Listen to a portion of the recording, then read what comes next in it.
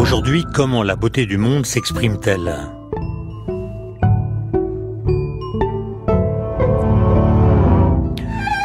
Un jour, Hegel, je parle de Georg Wilhelm Friedrich Hegel, le philosophe, a doctement posé cette sentence.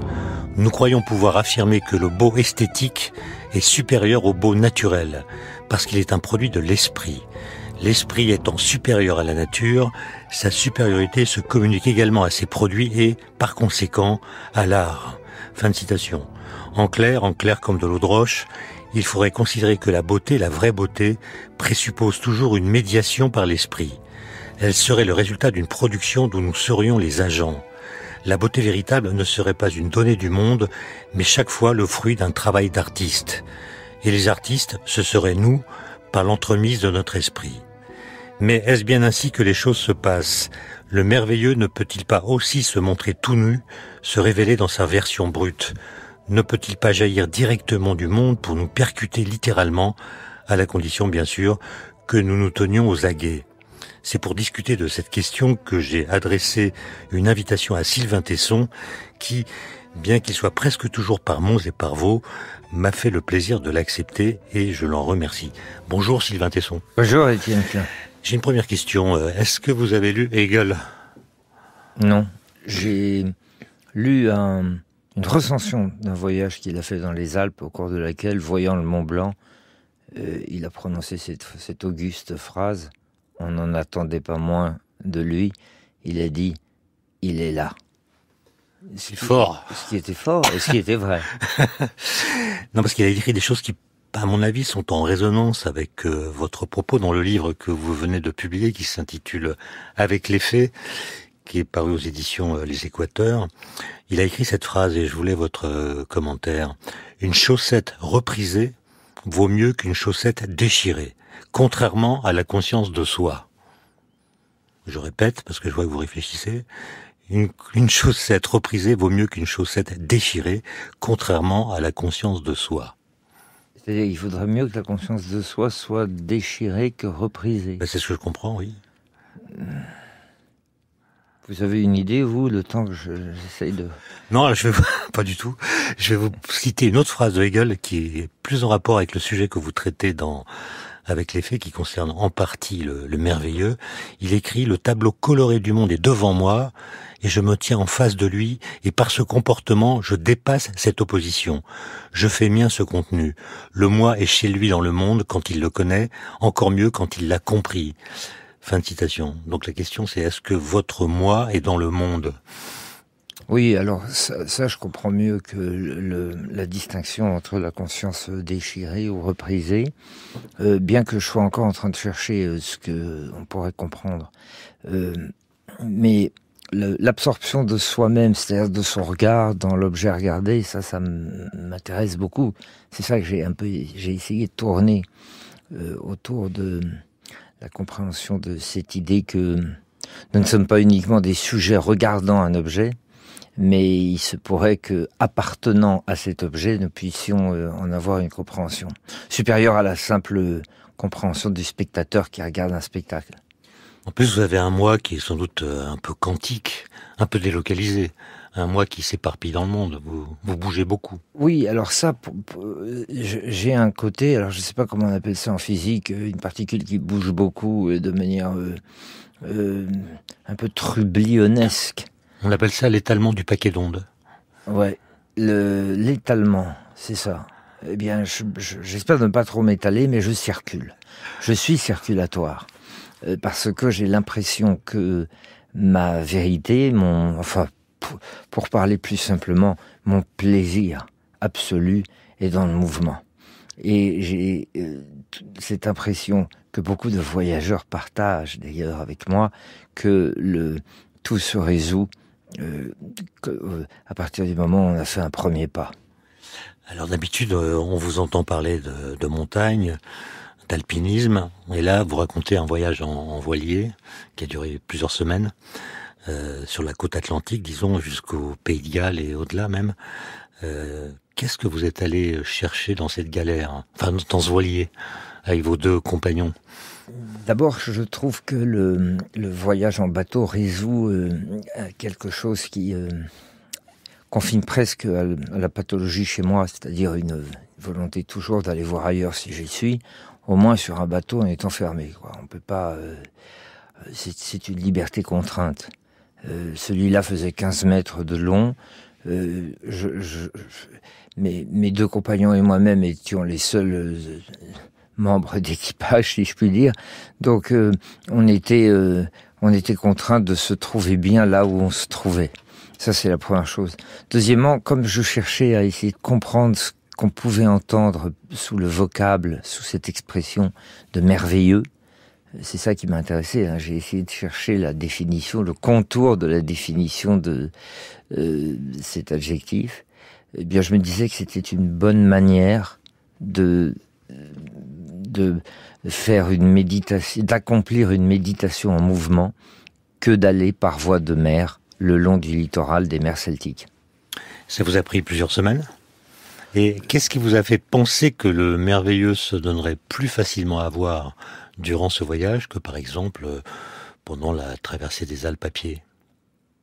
Parce que écosystémiquement, géographiquement, le découpage, l'indentation, la crénelure de la côte, appelons-la la côte celtique pour aller vite, c'est-à-dire cet arc qui relie la Galice espagnole jusqu'au Shetland écossaise, en passant par tous les promontoires qu'on connaît, la Bretagne, la Cornouaille, le Pays de Galles, l'île de Man, l'Irlande et l'Écosse. Cet arc que moi j'appelle l'arc celtique, dont d'ailleurs l'unité est simple, n'est pas très bien mesurée par les historiens. On sait qu'il y a une vague unité linguistique, philologique, et puis une unité paysagère. Eh bien moi je pense que le long de cet arc, il y a une beauté très violente qui est due au choc titanesque, à la rencontre quasiment brutale, violente des éléments. Tout ce que je dis là est très banal puisque ça n'est jamais qu'une ligne littorale, donc par définition c'est une frontière où se mène le combat de la fixité contre le mouvement permanent de l'océan, et je trouve que il y a là une beauté un peu particulière, un peu plus magique que les grands espaces fixes d'apparence, hein. Encore une fois, tout ça ce sont des divagations purement esthétiques. C'est mon œil qui parle. Mon œil n'écoute pas, mais mon œil parle.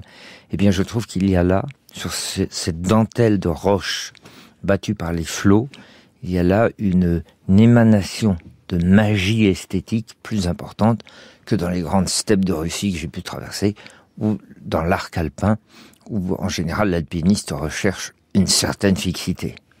Alors Sylvain Tesson, il y a des phrases dans votre livre qui font écho à ce que dit Hegel et que vous n'avez pas lu pourtant, mais ça entre en résonance. Par exemple, vous faites une distinction que j'aimerais que vous commentiez entre le merveilleux et la grâce. Je vous cite: le merveilleux émane des choses, la grâce les surplombe.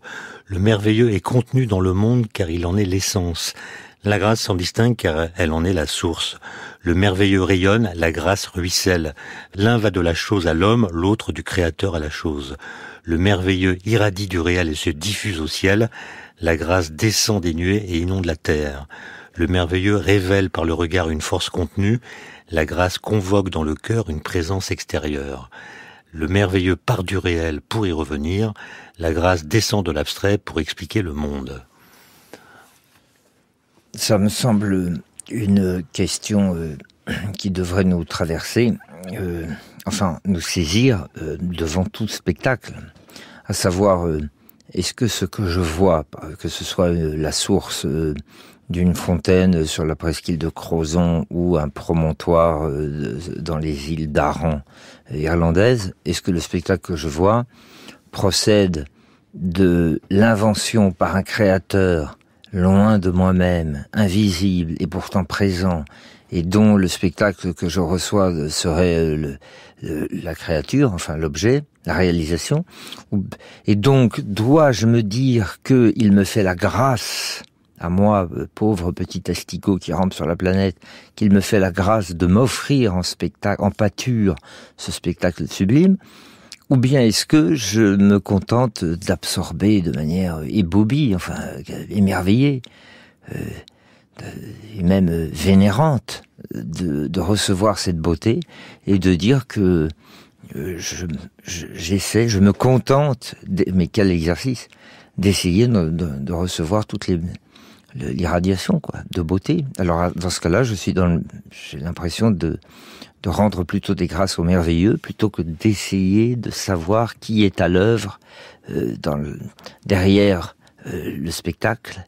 Y a-t-il un arrière-monde dans lequel un créateur m'aurait fait la grâce de me donner ce spectacle? Voilà ce que j'essaye de dire dans ces quelques phrases. Et Sylvain Tesson, il y a une question qui me vient à l'esprit qui ressemble à une question, un sujet de bac. Est-ce que vous faites une différence entre le beau et le sublime?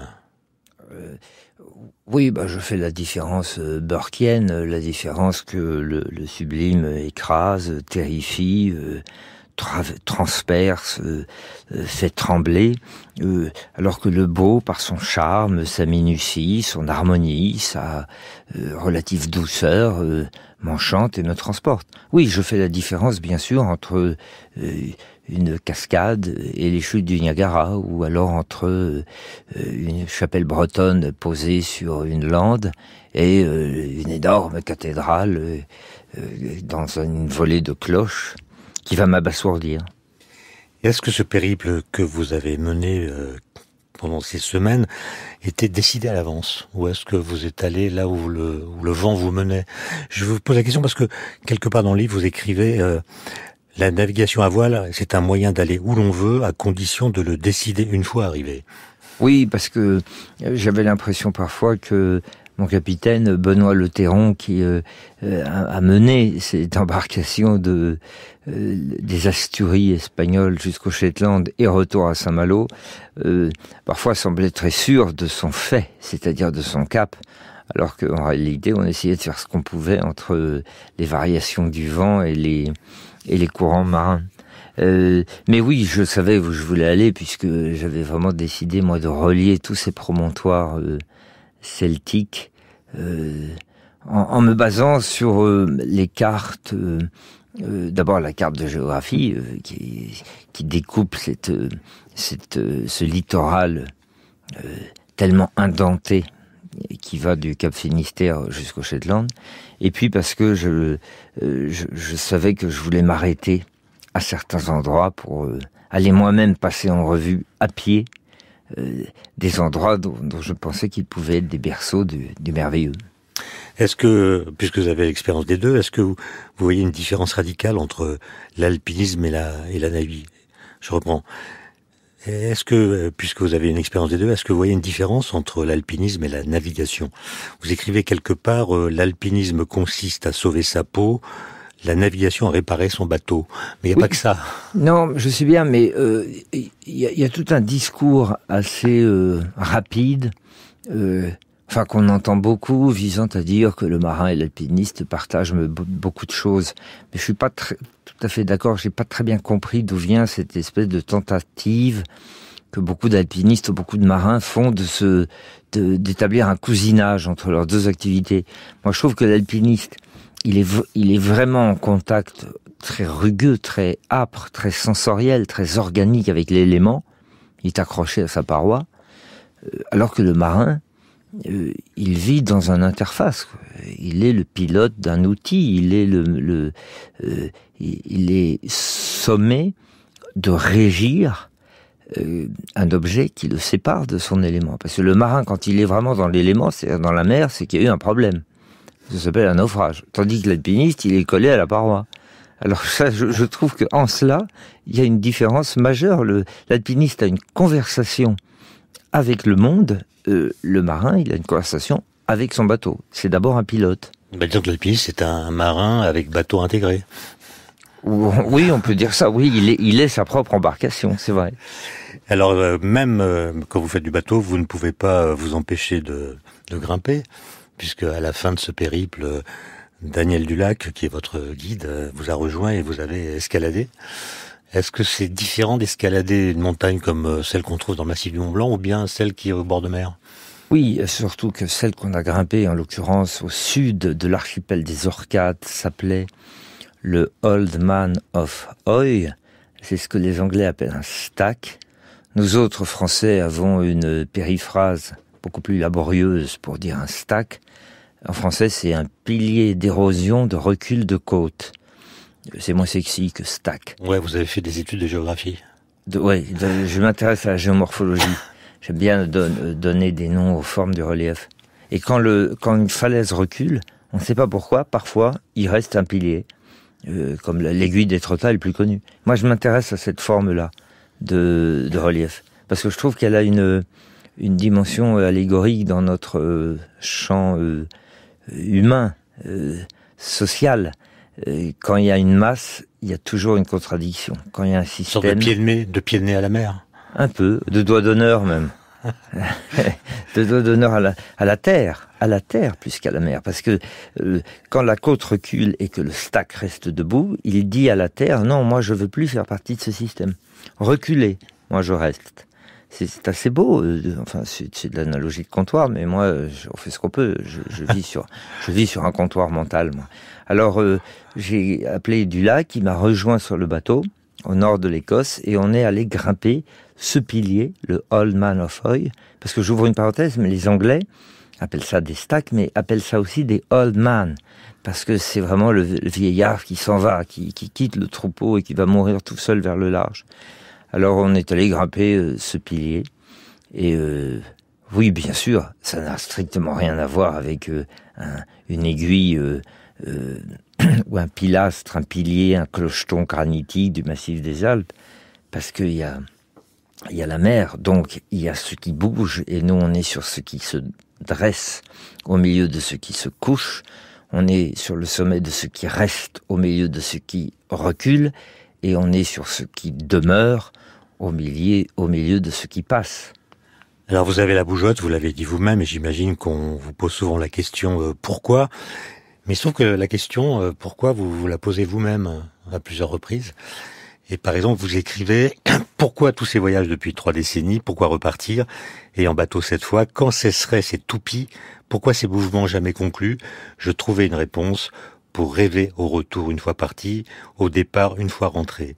Le rêve était notre légitimité. Au moins une fois en route, l'homme n'a plus honte de son insatisfaction. » Oui, je crois que il n'y a aucun endroit où ça va. Mais non, mais enfin, et je pourrais vous retourner la question, et vous, ça va très franchement, l'insatisfaction me semble un moteur à la fois très bénéfique, et pourquoi pas assez noble. Le rêve est notre légitimité, c'est une phrase d'un poète minéralogiste qui s'appelait Roger Caillois, que moi j'aime beaucoup, qui dans un recueil prononce cette phrase que je trouve très belle, parce que la légitimité qu'on cherche à son mouvement, elle est toujours très sérieuse. Enfin, les voyageurs vous expliqueront qu'ils partent parce qu'ils veulent percer le secret de tel domaine de connaissance, ou bien parce qu'ils veulent progresser dans leur compréhension du monde. Et moi, je trouve qu'il y a plus de sincérité et de noblesse et peut-être d'humilité à dire parce que je suis insatisfait de ma position sédentaire et donc je me mets en mouvement. Et j'essaie d'échapper à, je sais pas moi, à l'ennui, à moi-même, à la répétition des jours, à la morosité de ce qui est attendu. Enfin, je ne sais quoi. Mais bien sûr que je pense que l'insatisfaction est un moteur important. Pour le voyage et pour l'écrivain aussi. Ouais, vous citez un poète que je connais pas, qui s'appelle Wordsworth, oui, qui dit le voyage est celui qui fuit. Non, pardon, le voyageur est celui qui fuit. Il fuit ce qu'il craint plus qu'il ne poursuit ce qu'il aime. Oui, bah c'est la même. C'est une formulation très brillante du principe d'insatisfaction. Je crois que on retrouve cette idée avouée, car c'est un aveu. Ne nous leurrons pas. Dans les essais de Montaigne. Je me souviens plus de la phrase exacte, mais Montaigne sait pourquoi il s'en va, mais il ne sait pas ce qu'il cherche. Il sait pas ce qu'il cherche, peut-être ne le trouvera-t-il pas. Enfin, il s'enfuit, quoi. Je pense qu'il y a une forme. Je reviens à cette idée d'une forme d'humilité à avouer que l'on part sans savoir pourquoi, mais parce que simplement, on a l'impression que la route nous donnera des réponses. Alors, il y a une dizaine d'années, Sylvain Tesson, vous avez chuté de quelques mètres et cela vous a fracturé de part en part. Est-ce que ça a changé votre regard ? Alors, sur votre vie, j'imagine que oui, mais sur le monde, sur votre façon de regarder le monde. Mais si ça a changé ma vie, ça a donc changé mon regard sur le monde. Enfin, une réponse est dans l'autre. Ça a changé complètement mon mode opératoire, puisque d'abord j'ai vieilli en quelques mètres. En chutant, je suis devenu beaucoup moins capable physiquement que je ne l'étais avant de tomber. Et donc à ce moment-là, j'ai dû revoir ma manière de voyager. Au lieu de m'esquinter sur les routes, j'ai dû un tout petit peu plus qu'avant accepter la douceur des choses. Et ça, je la connaissais pas. Moi, j'aimais la fatigue. Comme beaucoup de montagnards d'ailleurs. J'aimais ce sentiment de m'esquinter sur la piste ou dans la paroi. Les sports d'épuisement. Les sports d'épuisement, exactement. Le moment où vous avez l'impression que l'expérience que vous tirez du monde est d'autant plus intense, forte, mémoriale, parce que elle vous terrasse, elle vous épuise. Et il y a presque d'ailleurs une forme d'esthétisme que connaissent bien les alpinistes. Cette espèce de clochardisation, alors qu'on peut appeler l'ascèse mystique, hein, si on est snob, mais qui est en fait un plaisir d'être complètement dépenaillé, légèrement ensanglanté et complètement épuisé. Il y a quelque chose qui est enfin c'est pas du masochisme, mais beaucoup aiment cette esthétique-là dans la montagne. Et moi j'ai dû un tout petit peu revoir ce mode opératoire-là, parce que j'ai été diminué par mon accident et par les séquelles. Ça fait exactement 10 ans que je suis tombé. Alors, j'ai accepté davantage la douceur des choses, et puis surtout, je suis rentré dans un chapitre de ma vie qui était la reconquête de moi-même, la rémission, la réadaptation, la réparation, et où je vivais évidemment chaque jour octroyé comme la grâce d'une partie gagnante, enfin d'une partie gratuite, hein, comme au flipper, que j'avais obtenu. Alors bien entendu, j'ai été beaucoup plus dans la vénération des... C'est très banal ce que je dis, hein. Toute personne qui a à un moment frôlé la mort, quand il revient à soi, il vit les nouvelles journées octroyées comme un cadeau des dieux, ou un cadeau du ciel, ou un cadeau du destin, ou un cadeau de la chance. Mais alors à ce moment-là, on ne laisse plus passer la vie avec indifférence. Mais est-ce que ça a changé également votre écriture? Moi, j'ai l'impression que oui. Le fait que votre regard sur votre vie et sur le monde a été changé a une incidence évidente sur votre façon d'écrire. Je ne sais pas, parce que je suis le moins bien placé pour savoir, puis c'est pas un sujet qui m'intéresse beaucoup, si ça a changé mon écriture. Ça a éminemment changé ma façon de regarder les choses, bien sûr. C'est-à-dire d'apporter plus d'attention. C'est un peu ça que j'appelle la fée, enfin le regard merveilleux, l'émerveillement, c'est simplement une attention accrue, aiguisée, portée sur l'émanation des choses. Mais dans un premier temps, vous avez eu du mal à vous reconnaître. D'ailleurs, vous écrivez, il est difficile de vivre avec un autre, surtout quand c'est soi-même. Donc vous n'avez pas été remplacé par quelqu'un d'autre. À l'issue de cette chute, vous avez simplement changé. Et le sujet du verbe changer, c'est ce qui change pas quand on dit qu'il a changé. Après coup, on a toujours affaire à Sylvain Tesson. Donc, quelle est votre invariance dans l'histoire? Et alors justement, elle n'est pas physique, parce que, enfin, il y a l'être qu'on porte en soi, et puis il y a ce qui en émane. Enfin, il y a l'apparence. Or moi, mon apparence a changé. Parce que j'ai été atteint d'une fracture du crâne qui m'a amputé de la 7e paire, c'est-à-dire le nerf facial, et j'ai été défiguré par une grimace. Ça s'appelle la paralysie faciale. C'est un traumatisme, c'est une séquelle de traumatisme crânien, d'un des traumatismes crâniens sur les 4 ou 5 que j'ai eus. Et alors, on se réveille un matin et puis on voit un visage dissymétrique. Et ça a une grande incidence psychique. C'est pas très facile de voir tout à coup un autre visage.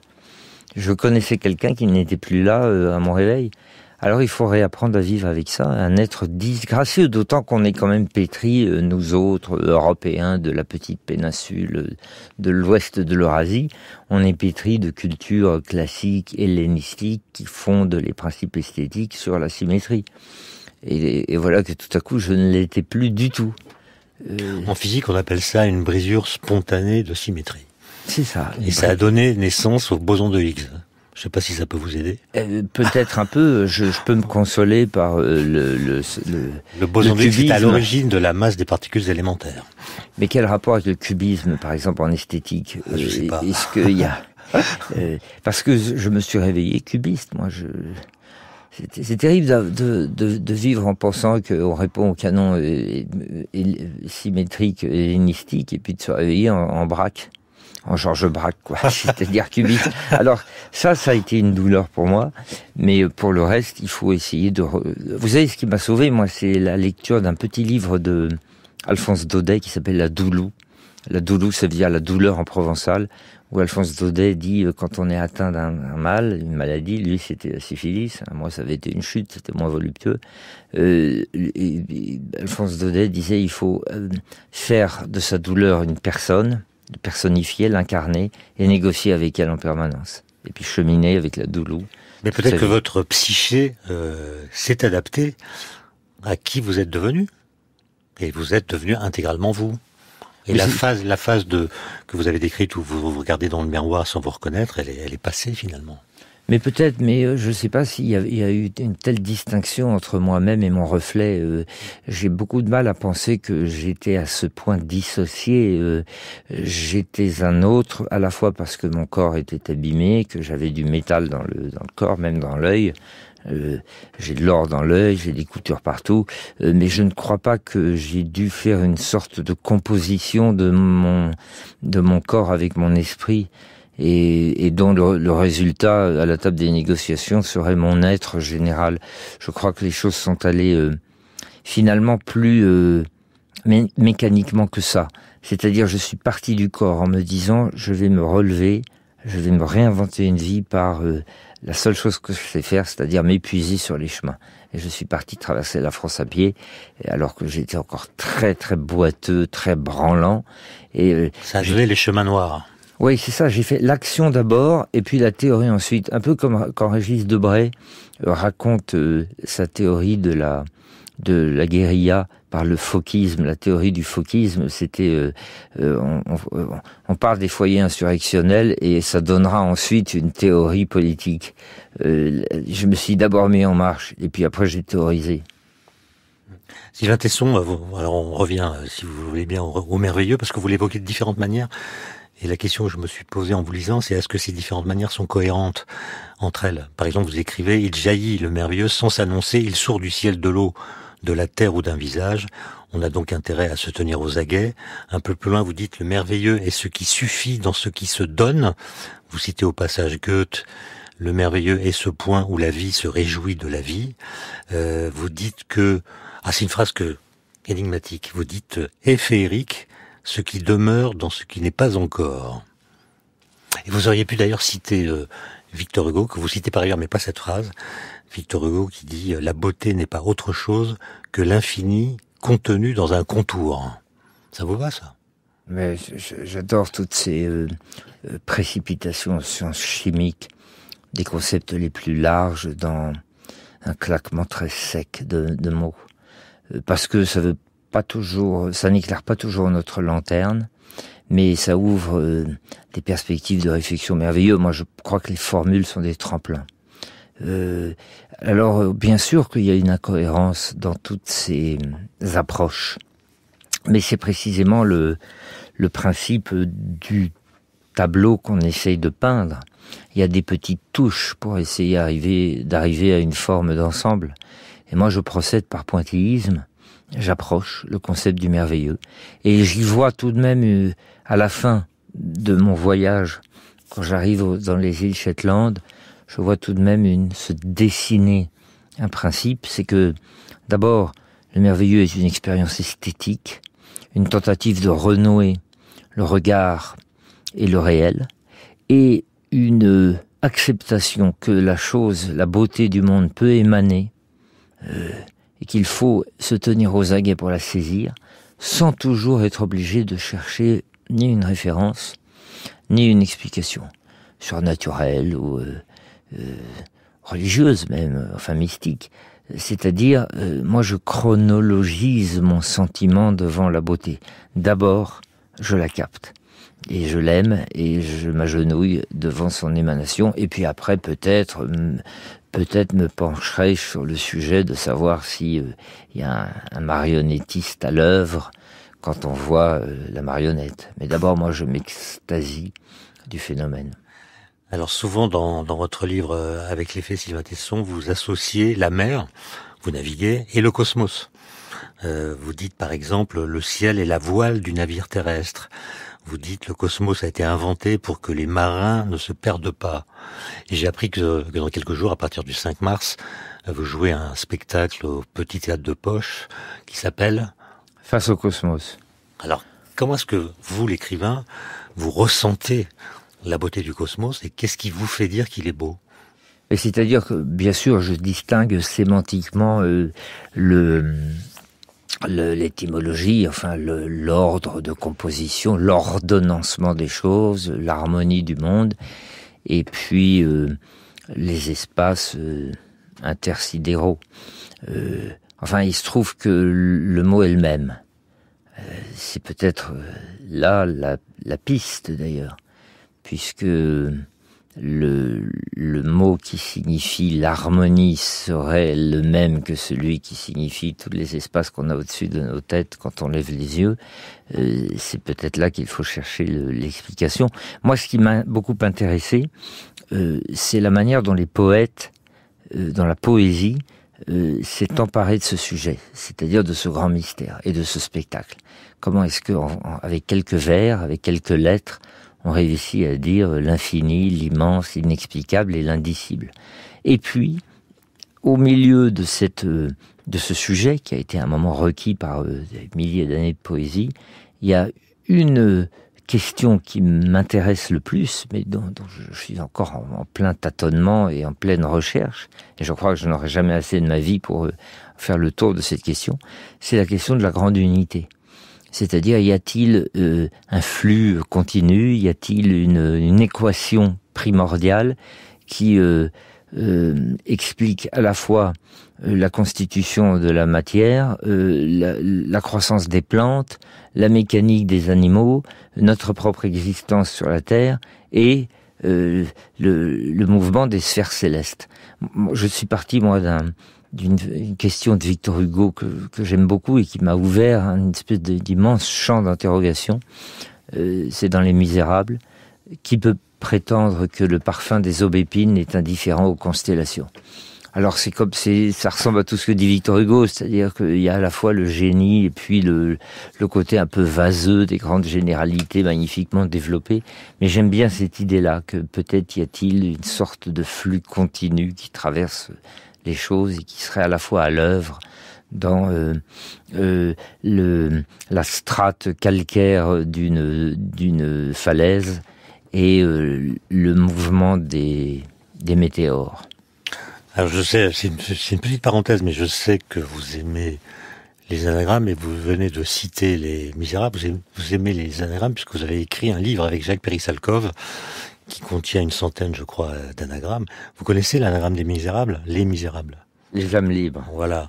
Et ça vous va bien, ça, non? C'est merveilleux, c'est magnifique. Il en avait trouvé un avec vous, l'origine de l'univers, un vide noir, le vide noir grésille. Un vide noir grésille. Quel vers, quel anagramme. On entend ce qui se passe. L'origine du monde, ça fait la religion du démon. Ça, c'est gnostique. La Terre serait l'enfer d'une autre planète. Mais quand on est sur un bateau, je reviens à votre périple, on voit le ciel, la Voie lactée, beaucoup mieux puisqu'il n'y a pas de pollution lumineuse.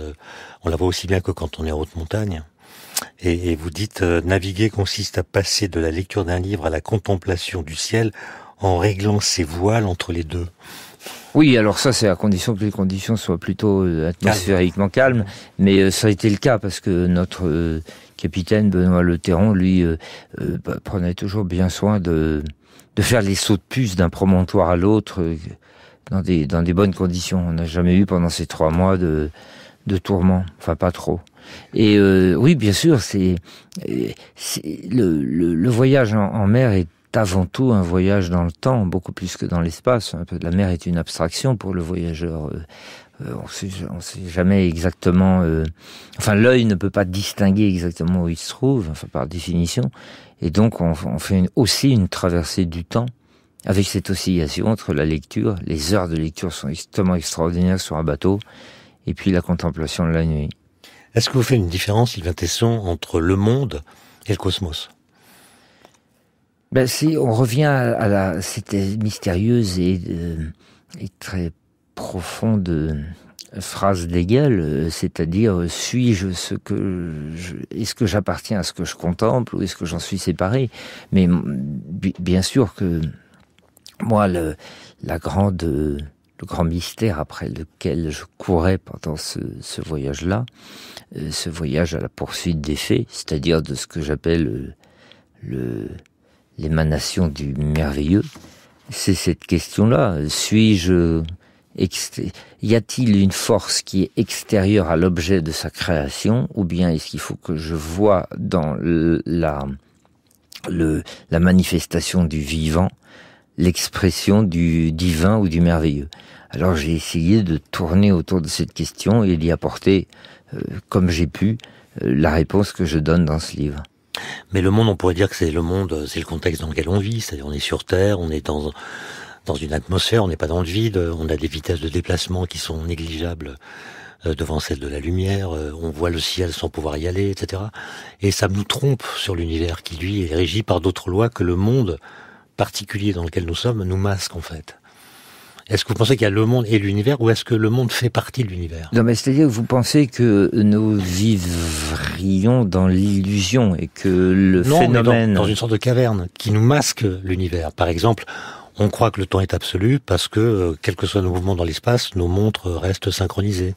Oui, mais on pourrait vous répondre que le phénomène, enfin cette illusion, enfin cette poudre aux yeux, ou ce voile qui nous est envoyé par la nature, est tout de même suffisamment beau pour qu'on se contente d'abord d'en vénérer les aspects et les reflets avant d'essayer de déchirer la chaussette. Oui, mais je pose la question parce que vous n'aimez pas tout ce qui se passe dans le monde.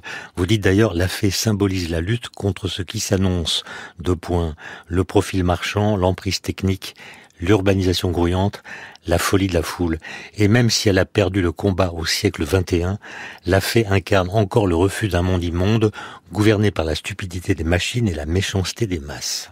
Ah oui, donc tout n'est pas beau. Ah ben non, la construction humaine, qui est tout de même une aventure assez récente, assez rapide, mais donc par définition nous vivons les effets puisque nous sommes dedans et nous sommes ces acteurs. Mais cette construction-là, bien entendu, par beaucoup d'aspects me terrifie et j'ai d'ailleurs trouvé le voyage et le mouvement comme une espèce de voie d'échappée. Oui, c'est le nom que je donne parfois à la fée. La fée, c'est ce qui avance quand le robot recule. Et j'appelle robot, c'est une sorte de symbolisation de tout ce que vit notre époque soumise à la double loi de la puce et du profit. Enfin, appelons ça, je sais pas moi, la postmodernité technologique, si on veut donner des définitions rapides à ces grands mouvements historiques. Nous sommes dans cette espèce de nouvel ordre, à la fois cybernétique, technologique et matériel et comptable. Nous sommes rentrés dans une forme de monde d'univers et de règne de la statistique, du chiffre, de la numérisation de toutes choses. Les choses sont mises en chiffres avant d'être mises en mots, elles sont mises en statistiques avant d'être pensées. Et tout ça, moi, ne me plaît pas. Enfin, je comprends très bien qu'on voue sa vie aux data et à l'accumulation de chiffres afin d'essayer de faire des équations pour régir les sociétés humaines, mais c'est pas du tout, moi, cette... c'est pas pour faire des équations, c'est pour trouver des corrélations.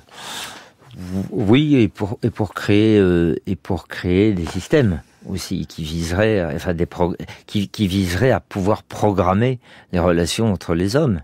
Et moi, je trouve que j'éprouve beaucoup plus de bonheur à vivre encore organiquement les choses. C'est-à-dire le contact du monde sur ma peau, son parfum dans mon nez, ces bruits à mon oreille et ces extraordinaires convulsions ou ces beautés ou ces stabilités devant mes yeux. Alors, j'aime mieux m'éblouir que calculer. Alors, c'est pour ça que je pars. Sylvain Tesson, est-ce que vous en déduisez ou est-ce qu'on peut dire de vous que vous aimez la nature? Et si oui, est-ce que cela consiste seulement à aimer les paysages naturels? Non. Ou est-ce que ça va au-delà? Bien sûr que ça va au-delà. D'abord, la nature, c'est aussi ce qu'on ne voit pas, puisque la nature, c'est une force à l'œuvre. C'est non pas un programme, mais c'est une immense énergie cachée qui se manifeste partout, dans le moindre animalcule et jusque au mouvement des nuages.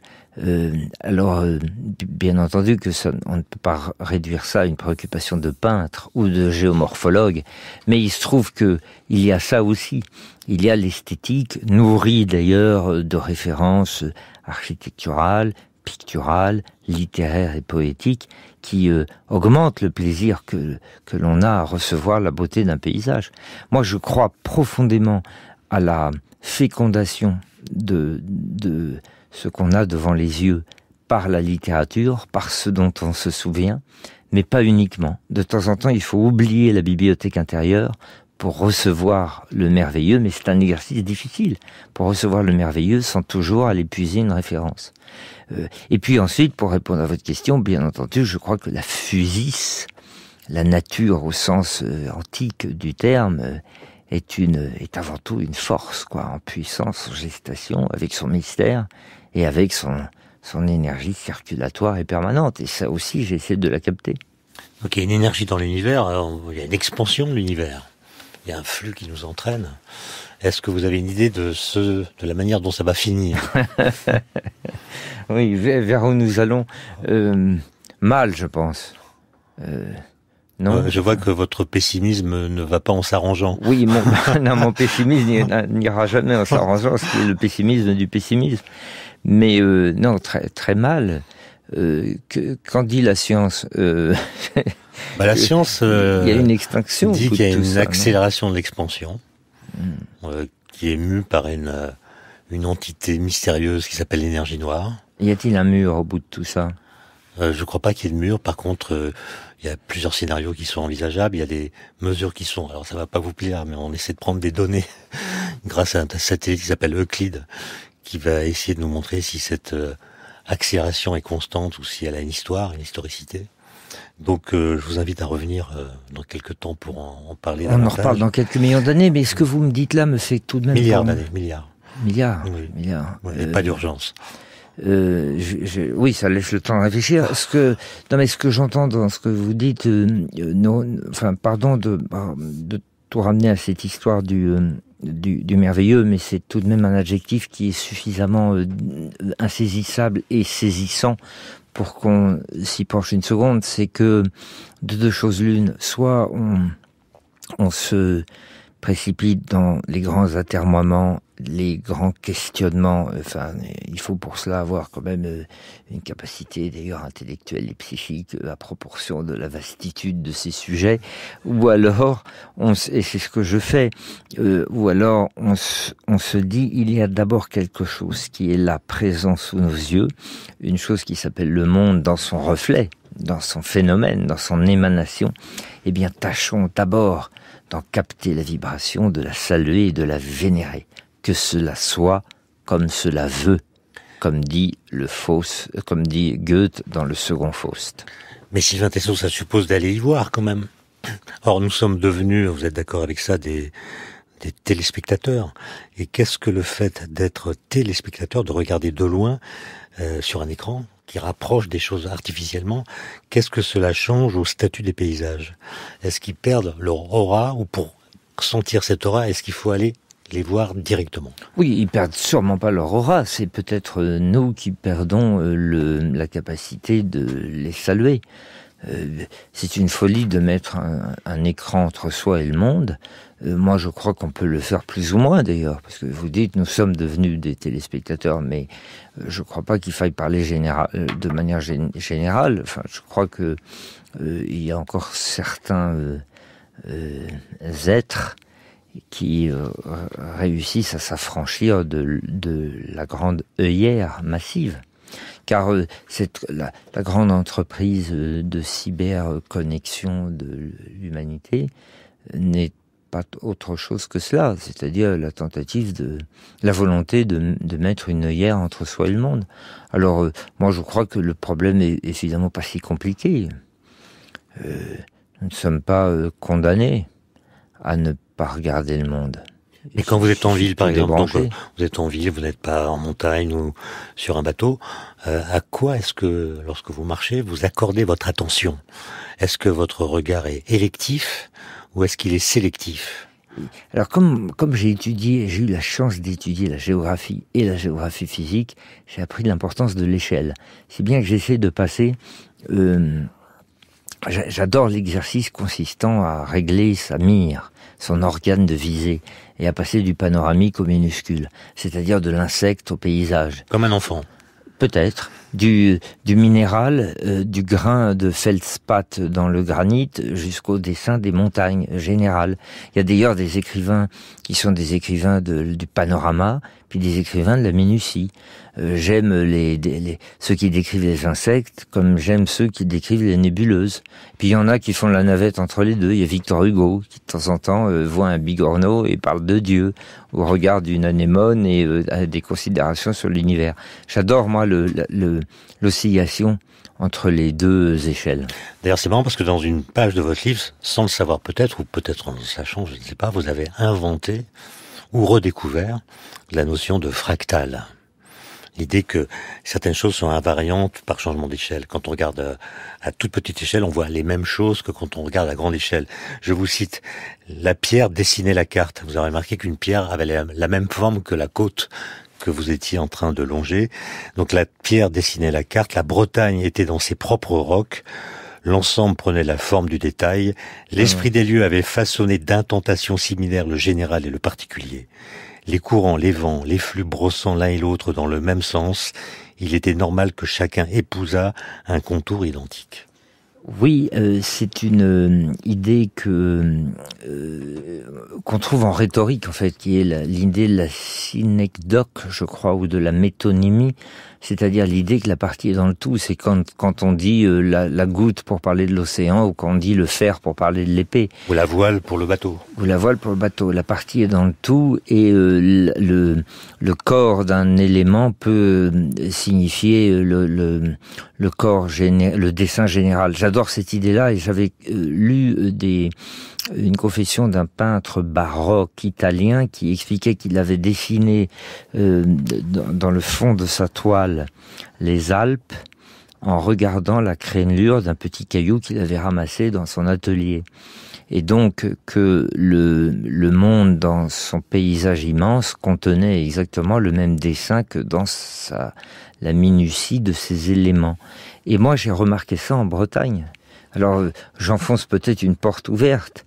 Je ne savais pas que c'était la définition de comment dites-vous, des fractales, c'est-à-dire de l'équation, de la répétition d'échelle. Oui, la loi ne change pas quand on change d'échelle. C'est ça, c'est pour ça que quand on regarde d'un satellite le dessin orographique d'un fleuve, on s'aperçoit ensuite que cette ramification en vermicelle, ces anastomoses d'affluents et de confluents se répètent à l'échelle de la rivière, de l'affluent, du ruisseau, du pipi d'eau et de la moindre minuscule rigole. Alors moi j'ai remarqué ça en Bretagne, bien sûr. Oui, la Bretagne a une dimension fractale, comme on dit, qui est un peu plus élevée que la moyenne. C'est incroyable, vous prenez... des infractuosités. Vous regardez les 3 points de la pointe Saint-Mathieu à la presqu'île de Crozon, à la pointe du Raz, et puis alors vous passez dans une crique, je sais pas moi, à l'Osmar, vous remarquez qu'il y a cette même indentation, cette même crénelure, puis vous prenez la crique qui elle-même répond à cette loi de la dentelle, et puis vous ramassez un caillou, et il est dessiné de la même manière. C'est une métonymie qui est tout à fait saisissante, mais moi je l'ai expliqué à un géomorphologue. C'est-à-dire, je voyais le flux constant des vents d'ouest et du courant et des vagues qui, arrivant toujours par l'ouest, dessinent la même indentation, que ce soit à l'échelle de la région, à l'échelle du promontoire, à l'échelle de la crique, à l'échelle du rocher, et peut-être même à la fin à l'échelle de l'animal. C'est-à-dire que le crabe lui-même, avec sa dentelure sur la carapace, finit par lui aussi ressembler à un rocher, et donc à la Bretagne, et donc finalement à toute cette côte celtique. C'est l'idée que la partie est dans le tout, et c'est peut-être ça l'idée du génie du lieu. Alors, vous parlez des dauphins, parce que vous en avez vu, les dauphins, eux, ils sont assez lisses, hein, ils ont une dimension fractale qui est vraiment très faible. Et vous citez votre camarade d'expédition, Human, c'est ça, hein, Human, qui écrit à propos des dauphins, il nage comme il respire, il nage comme il respire. Et vous saisissez cette occasion pour établir une distinction fondamentale entre le whisky et la vodka. Voilà, votre camarade s'envoyait, vous dites-vous, un whisky brun au bon fumet de joie en cendres. Cela le changeait de la vodka. Elle a le goût de la mort, alors que le whisky a le goût du cercueil. Oui, c'est ce que je remarquais du temps où je m'intéressais beaucoup à la question, parce que maintenant je ne bois plus, donc ce sont des souvenirs, des souvenirs, mais c'est le côté boisé du cercueil, c'est mauvais signe quand ça sent le sapin ou quand ça sent le bois. Mais alors que la vodka, oui, vous accélère beaucoup le processus de dégradation. Je dis pas que le whisky le fait moins, mais les références sont pas tout à fait les mêmes. Oui, alors pour finir, ça sera ma dernière question, Sylvain Tesson, en réponse à la question posée. Est-ce que le sublime, le beau, le merveilleux, le féerique procède d'une exclamation du réel qui vient nous percuter, ou est-ce que c'est une émanation de notre esprit? Et je crois que c'est là la question majeure qu'on peut se poser devant un paysage, qu'on soit en voilier ou à pied le long des promontoire celto-atlantique. Enfin, c'est la question, moi, que je me suis posée. Je pense que j'ai cru penser, et j'ai tenté de m'en persuader que la beauté procédait d'une captation, que c'était un exercice qui requérait un effort, et qu'il fallait se tenir à la fois en haleine et aux aguets pour essayer de le percevoir. Non pas qu'il n'existât pas, le monde n'a pas besoin de nous pour diffuser sa beauté. Je crois même qu'il est probable que les bêtes aient le sens du beau. Mais il se trouve que on ne peut pas se permettre de passer de manière indifférente devant les immenses architectures du monde. Et qu'il faut les révérer, il faut leur faire la révérence. Moi, j'ai été beaucoup inspiré par la phrase que Rainer Maria Rilke dit en forme de conseil aux jeunes poètes auxquels il adresse ses lettres. Si votre vie vous paraît pauvre, ou si le monde vous paraît pauvre, ne l'accusez pas, mais accusez-vous plutôt vous-même et dites que vous n'êtes pas assez poète pour en convoquer la richesse. Et un écrivain un peu oublié, un peu méconnu en France, qui s'appelle John Burroughs, qui était une sorte de transcendentaliste, naturaliste américain, disait la même chose que Goethe: le ton sur lequel nous parlons au monde est celui qu'il emploie avec vous. C'est-à-dire, regardez et vous serez récompensé.